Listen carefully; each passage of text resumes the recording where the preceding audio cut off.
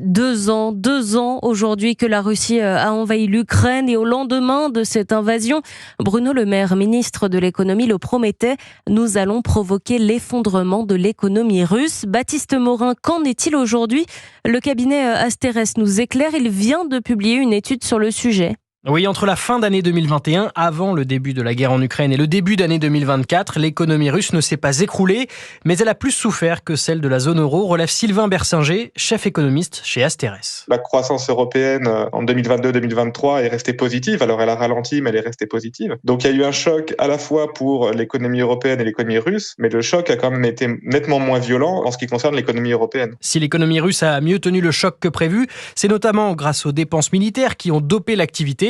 Et puis la Russie s'est aussi organisée pour contourner les sanctions. La Russie continue à importer une grande partie de produits occidentaux. Ces produits transitent par 2 ou 3 pays comme le Kazakhstan, l'Arménie, et puis un peu plus lointain, la Turquie ou autre. Et en fait, les flux commerciaux sont retardés ou rallongés, mais ils continuent d'exister. La Russie se repose également beaucoup sur ses relations commerciales avec la Chine désormais, et c'est d'ailleurs ce lien que Bruxelles a ciblé cette semaine avec une nouvelle salve de sanctions. Merci Baptiste Morin, chef du service économie d'Europe 1, et Emmanuel Macron a averti Vladimir Poutine cette nuit.